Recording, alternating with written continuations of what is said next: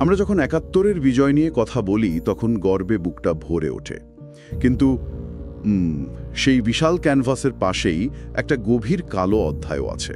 হ্যাঁ, যেটার দিকে আমরা অনেক সময় হয়তো তাকাতে চাই না। ঠিক, সেটা হলো মুক্তিযুদ্ধের সময় আর ঠিক পরপরই, মানে স্বাধীনতা উত্তর বাংলাদেশে আমাদের দেশের অসংখ্য নারীর ভয়াবহ অভিজ্ঞতা, তাদের বঞ্চনার কথা। একদম। আজ আমরা পিনাকি ভট্টাচার্যের লেখা তথ্যের ভিত্তিতে সেই দিকটা নিয়েই একটু বিস্তারিত খোঁজ নেব।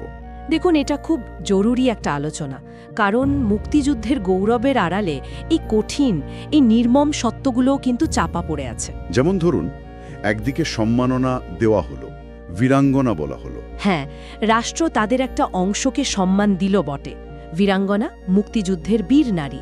কিন্তু কি হলো আসলে? সেটাই। অন্যদিকে এই নারীরাই কিন্তু পরিবার সমাজের কাছে প্রায় প্রত্যাখ্যাত হলেন। এই যে বৈপরীত্য, মানে একদিকে সম্মান, অন্যদিকে প্রত্যাখ্যান, এই বেদনাটা আর এর পেছনের কারণগুলো যেমনটা লেখায় বলা হয়েছে সেটা বোঝা খুব দরকার। পিনাকি ভট্টাচার্যের লেখায় যুদ্ধের সময়ের যে ছবিটা পাই, সেটা তো মানে শিউরে ওঠার মতো ভয়ঙ্কর। পাকিস্তানি বাহিনী, তাদের দোসররা ব্যাপকভাবে নির্যাতন চালিয়েছে, ধর্ষণ, অত্যাচার, অনেক নারীর অনাকাঙ্ক্ষিত গর্ভধারণ। এগুলো তো ছিল মানে নিত্য নৈমিত্তিক ঘটনা। জীবনটা দুর্বিষহ হয়ে গিয়েছিল তাদের। আর যুদ্ধের পর কষ্টটা কি কমলো? না না, যুদ্ধের পর সেই যন্ত্রণা যেন আরও মানে বহু গুণে বেড়ে গেল। কিভাবে? দেখুন, যাদের সবচেয়ে বেশি দরকার ছিল সম্মান, একটু সহমর্মিতা, তাদেরকেই কিনা? হ্যাঁ, তাদেরকেই সমাজ দেখল সন্দেহের চোখে। পরিবার পর্যন্ত আপন করে নিতে চাইল না অনেকে। সম্মান তো দূরের কথা। সম্মান সে তো বহু দূরের ব্যাপার। লেখায় যেমনটা এসেছে, কপালে জুটেছিল লজ্জা, অপমান, বঞ্চনা। ভাবা যায় পরিণতি কি হলো তখন? অনিবার্য যা হওয়ার, আশ্রয়হীনতা, চরম দারিদ্র্য আর মানসিক যন্ত্রণা, সে তো অবর্ণনীয়। মানে বেঁচে থাকার লড়াইটা আরও অনেক বেশি কঠিন হয়ে পড়েছিল তাদের জন্য। এর ফলে তো মারাত্মক সব ঘটনাও ঘটেছে, তাই না? যেমনটা লেখায় বলা হয়েছে। হ্যাঁ, মর্মান্তিক পরিণতি। অনেকে তো নিজের পরিচয়টাই হারিয়ে ফেললেন। কেউ কেউ হয়তো আর সহ্য করতে না পেরে আত্মহত্যার পথ বেছে নিতে বাধ্য হলেন, এমনটাও জানা যায়। আবার কাউকে মানে জীবন ধারণের জন্য পতিতাবৃত্তিতেও নামতে হয়েছে। এমনকি এমনও নাকি শোনা যায় যে কিছু নারী পাকিস্তানি সৈন্যদের স্ত্রী হিসেবেই থেকে যেতে বাধ্য হয়েছিলেন। হ্যাঁ, এই অসহায়ত্বের কথাও উঠে এসেছে। আর এই যে চরম দুর্দিন, তখন রাষ্ট্রীয় ভূমিকা বা ধরুন নেতৃত্বের সংবেদনশীলতা, সেটা নিয়েও কিন্তু কিছু প্রশ্ন তোলা হয়েছে লেখাটায়। যেমন ধরুন বঙ্গবন্ধু শেখ মুজিবুর রহমানের একটা মন্তব্য একটা বিশেষ প্রেক্ষাপটে, ওই সব দূষিত রক্ত আমি বাংলার মাটিতে রাখতে চাই না, এই কথাটা। এটা তো বেশ বিতর্কিত।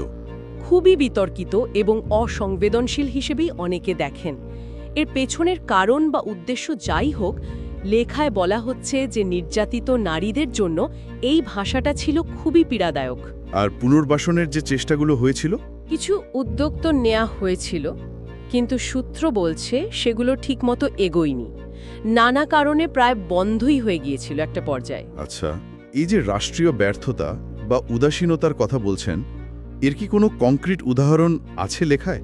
মানে সাধারণ মানুষ কি অভিজ্ঞতা লাভ করছিল? হ্যাঁ, দুটো ঘটনার কথা বেশ গুরুত্ব দিয়ে বলা হয়েছে। একটা হলো এক হিন্দু ভদ্রলোক তার ধর্ষিত মেয়ের জন্য পুলিশের কাছে গিয়েছিলেন বিচার চাইতে। পেলেন বিচার? না, বিচার তো পাননি, উল্টো অভিযুক্তরা নাকি জামিন পেয়ে তাকেই হুমকি দিয়েছিল। এটা তখনকার বিচার ব্যবস্থার একটা মানে আস্থাহীনতার ছবি তুলে ধরে। আর দ্বিতীয় ঘটনাটা, সেটাও কি এরকমই? দ্বিতীয়টা আরও মারাত্মক। সূত্রানুযায়ী একজন আওয়ামী লীগ নেতার ছেলেরা নাকি এক সেনা কর্মকর্তার স্ত্রীকে অপহরণ করেছিল। বলেন কি? তারপর অভিযোগটা যখন বঙ্গবন্ধুর কাছে গেল, তিনি নাকি অভিযুক্তদের ডেকে শুধু বলেছিলেন, মেজরটা যেমন আমার ছেলে তেমন তুইও আমার ছেলে। মানে কোনো বিচার বা শাস্তি হয়নি? তেমনটাই জানা যায় সূত্র থেকে। এই ঘটনাগুলো থেকে পিনাকি ভট্টাচার্য দেখাচ্ছেন যে শুধু সমাজ নয়, কোথাও কোথাও রাষ্ট্রীয় পর্যায়েও হয়তো জবাবদিহিতার অভাব ছিল, একটা অসহায়ত্বের চিত্র। এই পুরো আলোচনা থেকে আর ওই লেখাটা থেকেও কিছু খুব মৌলিক প্রশ্ন কিন্তু উঠে আসছে। হ্যাঁ, বলুন। যেমন, যে নারীরা এত কিছুর পরেও বেঁচে ছিলেন, তাদের অনেকে তো শারীরিকভাবে সক্ষম ছিলেন, তাই না? অবশ্যই। তাদের তো একটা অবিশ্বাস্য সাহস ছিল, সহনশীলতা ছিল। কেন তাদের সেই ক্ষমতাটাকে কাজে লাগানো হলো না?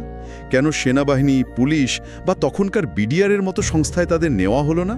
যোগ্যতা অনুযায়ী কাজ দিয়ে স্বাবলম্বী করার সুযোগ কেন দেওয়া হলো না? ঠিক এই প্রশ্নগুলোই কিন্তু খুব গুরুত্বপূর্ণ। তাদের ভেতরের শক্তিটাকে কেন গঠনমূলক কাজে লাগানো হলো না? এই প্রশ্নটা কিন্তু থেকেই যায়। হতে পারে এটা তখনকার সামাজিক মানসিকতা, বা হয়তো নীতি নির্ধারকদেরও একটা দূরদর্শিতার অভাব ছিল, কে জানে। আলোচনাটা শেষ করতে চাই এই প্রশ্নটা সবার মনে রেখে, নারীদের প্রতি এই যে অবহেলা, এই বঞ্চনা, স্বীকৃতি না দেওয়ার মানসিকতা, এটা কি শুধু ওই যুদ্ধ পরবর্তী সময়ের একটা বিচ্ছিন্ন ঘটনা? নাকি এর শিকড় আরও গভীরে? হ্যাঁ, নাকি এটা আমাদের সমাজ, আমাদের জাতীয় চেতনার ভেতরে গেঁথে থাকা কোনো দীর্ঘমেয়াদী সমস্যারই প্রতিফলন, যা হয়তো আজও অন্য চেহারায় টিকে আছে? এই ভাবনাটা থাকলো শ্রোতাদের জন্য।